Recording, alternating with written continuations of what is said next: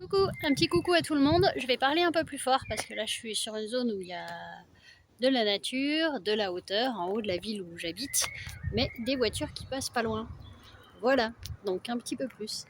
Me voici sur une petite vidéo pour faire un petit coucou et surtout pour cette fois-ci vous parler de la grâce de Dieu. Ben, j'ai dû en parler déjà sur d'autres vidéos, mais du coup, et aussi quelque chose de particulier que j'ai vécu, un petit témoignage récent. Donc voilà, il y a 2 semaines en fait, lors du 8 mai, la veille du 8 mai, j'ai appris que ma maman avait eu un petit malaise. À savoir qu'elle habite à 800 km d'ici, de chez moi, donc voilà, vers Apo en fait. Apo, à 1 heure de Biarritz. Et pour le coup, pas moyen d'y aller, aucune possibilité, voilà, très peu, en tout cas financièrement, et ce qui va avec en fait. Et du coup, comme j'ai appelé l'hôpital, l'hôpital ne savait pas, donc c'est mon frère qui a prévenu toute notre fratrie. Et du coup, je me suis dit, c'est pas possible, je vais descendre, alors que j'avais déjà prévu de descendre 2 semaines avant, mais ma décision finale était hésitante, et ma décision finale était finalement, je vais pas y aller là, j'irai cet été, parce que là, je peux pas financièrement.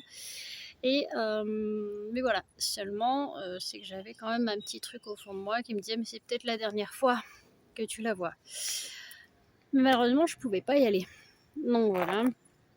Et donc voilà, donc la veille du 8 mai, du fameux long week-end de pont, on apprend que ma maman, enfin j'apprends que ma maman est à l'hôpital, a fait un malaise, est aphasique, donc ne parle pas, et puis bah, du coup elle pouvait pas beaucoup bouger non plus, pour ainsi dire pas bouger. Voilà, mais était consciente. Euh, du coup, l'hôpital m'annonce, quand je les ai appelés, m'annonce que c'est pas un AVC, mais que c'est peut-être autre chose, rien de grave, etc. D'après ce qu'ils disaient. Euh, ok, donc du coup j'avais une décision à prendre quand même parce que moi, suite à ce qu'ils disaient qu'elle était aphasique et qu'elle bougeait pas, en fait, je me suis dit au fond de moi, même si le premier scan qu'ils avaient fait montrait pas ça, montrait pas un AVC, j'avais la certitude au fond de moi que c'était un AVC. Je pouvais me tromper, mais c'était ma certitude, ce en quoi je croyais. Donc j'ai pris la décision de descendre envers et contre tout. Euh, Quand je dis envers et contre tout, c'est parce que je n'avais aucun moyen financier. C'était ma problématique. Et du coup, bah, j'ai dit Seigneur, ok. Et puis Dieu a ouvert les portes. Quelque chose de miraculeux, il a ouvert les portes, j'ai pu descendre le lendemain, 8 heures de route, non même plus, avec les bouchons, 10 à 12 heures de route. Euh, Trouver de quoi dormir là-bas aussi. À la dernière minute, arrivé à 17 heures là-bas, j'appelle et il y avait une place dans un hôtel pour juste la soirée, la première soirée où j'étais. Euh, et du coup, juste pile poil une place comme il fallait. Donc du coup, c'est ce que j'ai fait, je les ai appelés, on a eu, enfin j'ai eu, quand je dis on, c'est parce que j'arrivais directement moi à l'hôpital rejoindre ma maman. Mais en fait, moi quand j'ai appelé pour la réservation, ils m'ont dit ok, il y a une place, mais je leur ai dit que je pouvais pas arriver tout de suite, qu'il fallait que j'aille à l'hôpital en urgence, chose que j'ai faite. Ils m'ont dit pas de souci. Du coup, le code, ils m'ont laissé la clé dans un code, etc., dans une boîte à code. Donc je pouvais arriver plus tard, donc c'était déjà bien pour moi. Une seule chambre qui restait, pile poil. Et puis, donc voilà, et je suis donc allée à l'hôpital, j'ai vu ma maman quand je suis passée dans le couloir aux urgences, je l'ai vue sur la droite, elle allait au scan ou elle revenait du scan. Et j'ai eu du mal, ça a été très très dur en fait.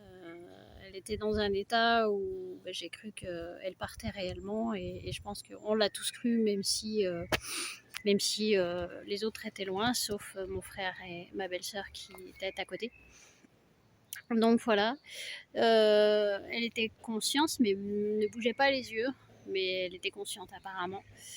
Et du coup, pour le coup, j'ai vu l'infirmière qui me dit oui, on est en train de faire un deuxième scan, donc c'est le deuxième scan qui a révélé au moment où je suis arrivée, donc 17h30, 18h, alors que j'attendais dans la salle d'attente, qu'elle a eu effectivement un AVC. Donc Donc je suis allée la rejoindre après son scan. Je lui ai tenu la main, elle pouvait très peu bouger, pour même dire pas du tout. Et je communiquais avec elle en lui disant serre-moi la main, serre-moi les doigts, mais c'était compliqué pour elle, mais elle bougeait légèrement les doigts, un peu comme ça, mais pas plus.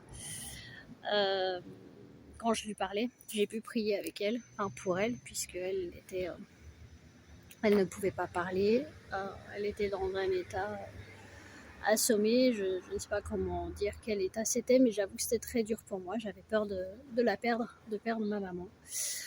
Ce que j'ai su, c'est que c'était une grâce que je sois descendue et que, grâce de Dieu, une bénédiction, parce que Dieu a pourvu financièrement. J'ai été soutenue et toute notre famille a été soutenue dans la prière par nos amis respectifs, par... Ouais, on a été soutenus, en fait, on a été soutenus. Le lendemain, je suis retournée à l'hôpital. Et quand je suis retournée à l'hôpital, en fait, euh, ma maman était encore pas top, elle était pas bien du tout, mais elle avait dit un ou deux mots et il l'avait mis en soins intensifs neuro. Elle était extrêmement fatiguée. Seulement voilà, c'est qu'à ce moment-là, euh, ça a été dur pour moi. J'ai vu mon frère qui sortait du travail, qui avait été la voir avec sa femme, était voir ma maman. Donc en sortant, quand eux ils sont sortis, moi j'allais la voir. On a pu discuter ensemble et c'était tout aussi dur pour eux. Et j'avoue qu'on s'est dit, enfin, moi j'ai vu un mieux par rapport à la veille, mais eux, comme ils l'avaient vu le week-end avant le malaise, avant l'AVC, c'était beaucoup plus dur parce que c'était pas la même en fait. Et, euh, et on savait qu'au départ, elle voulait partir. Depuis quelques mois, elle disait je partirai. En fait, j'ai envie de partir. J'ai plus envie d'être là. Donc on s'est dit, il y a des chances qu'elle se laisse partir en fait. Et non, Dieu a fait un miracle en fait. Non. Donc, du coup, moi je suis allée voir ma maman. Et, euh, et le troisième jour, le jour d'après encore, je suis retournée aller la voir. Et là, c'était plus le même visage. Elle était transformée en l'espace de 3 jours. Dieu avait fait une œuvre formidable. Elle n'avait plus la partie faciès, la partie lèvres figée. Elle était débloquée. Elle parlait un peu mieux, en tout cas pas beaucoup. C'était compliqué, mais elle parlait. J'ai pu prier avec elle, j'ai pu faire des visios avec ma soeur pour elle, avec mes enfants, avec leur mamie. Ouais, c'était autre chose. Elle était rayonnante en fait. Et à un moment donné, je parle avec elle et je lui dis, tu sais, c'est comme tu veux. Comme je lui avais dit d'ailleurs au départ, si tu veux partir, et on était tous de cet avis-là, si tu veux partir, nous on est là, on t'accompagne. Si tu veux rester, on est aussi là. Qu'importe le choix que tu décides, on est là. Bien que c'était difficile pour nous. Et donc ce troisième jour où ça allait mieux, je lui dis, est-ce que tu veux te battre? Est-ce que tu veux continuer? Et d'un seul coup, elle me regarde et elle a dit clairement 3 fois, je veux me battre, je veux me battre, je veux me battre. Et là, elle a dit, je suis un miracle. Et elle a dit, Jésus est dans mon cœur. À ce moment-là, j'ai compris qu'elle avait vécu une expérience assez forte avec Jésus, et choses réelles. Pour moi, c'était un vrai miracle de ce qu'elle reparlait, de ce qu'elle était consciente, de ce qu'elle disait. Donc voilà, on a pu faire ces vidéos avec ma soeur et d'autres que j'ai dit, mes nièces, une de mes belles-sœurs. Et c'était très très émouvant, mais très encourageant, et ça montrait pour ma mère une telle présence aussi, qu'on était là et qu'on l'aimait, c'était important. Et, euh, et donc voilà, j'ai pu à nouveau prier avec elle, même donc le dernier jour, prier avec elle. Et, et j'avais compris, voilà, j'avais vraiment compris qu'elle avait vécu quelque chose, et d'ailleurs elle me l'a fait comprendre, que c'était difficile, mais qu'elle a vu Jésus en fait. Et elle m'a dit aussi à un moment donné, j'ai vu des choses, j'ai visité des choses que je ne connaissais pas. Elle l'a dit à sa façon avec ces quelques mots, mais c'était très fort. Et pour moi, c'était un vrai miracle. Et elle aussi, elle l'a dit, c'est un miracle. Et donc, du coup, moi, je suis rentrée chez moi, plus paisible, plus tranquille. Et je me suis dit, c'est un miracle, Seigneur, c'est un miracle. Et je pense que si elle est encore là, c'est que tu permets, pour certaines raisons, qu'elle témoigne. Et effectivement, c'est ce qu'elle fait. Donc la semaine dernière, elle est donc rentrée une semaine après. Une semaine et un jour après, elle est rentrée à la maison de retraite dans sa chambre. Elle ne reconnaissait pas sa chambre, elle ne reconnaissait pas les gens. Mais en tout cas, une chose est sûre, c'est qu'elle parlait un peu mieux et elle était contente d'être rentrée et elle attendait que ça. Et elle disait je suis un vrai miracle et je suis un vrai miracle. Moi, j'ai continué à l'appeler chaque jour jusqu'à encore aujourd'hui, je l'appelle. Et ça fait 2 semaines aujourd'hui, un peu plus de 2 semaines. Et bon, aujourd'hui, elle marche, elle mange. Déjà, au bout d'une semaine, elle remangeait. Hein. Elle marche avec un déambulateur. Elle parle, elle parle et elle commence à reconnaître. Et du coup, elle parle de Jésus aussi. Et elle est radieuse, elle a de l'humour, comme moi, je ne l'ai jamais vu. C'est impressionnant. Et moi, je rends grâce à Dieu et je veux remercier pour ceux qui ont prié aussi pour elle, qui nous ont soutenus dans la prière. Faut savoir qu'aujourd'hui, ma maman m'a aussi dit que voilà, donc elle a vu Jésus, elle a vu Jésus sur cette croix, elle l'a vu souffrir, que ça a été dur, et elle a vu des endroits particuliers qu'elle ne connaissait pas. C'est comme si et elle m'a dit je n'aurais pas dû revenir. Donc j'ai comme eu cette impression, mais rien ne le prouve. Mais j'en parlerai peut-être avec elle un peu plus tard si Dieu le permet et si c'est ça.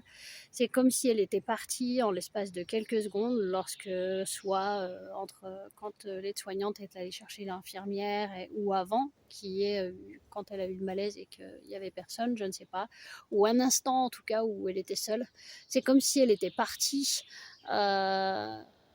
Moi, je dirais une mort de quelques secondes, mais peut-être que je me trompe. Mais en tout cas, elle a vécu quelque chose spirituellement parlant et elle a vécu avec Dieu, avec Jésus quelques secondes, une intensité.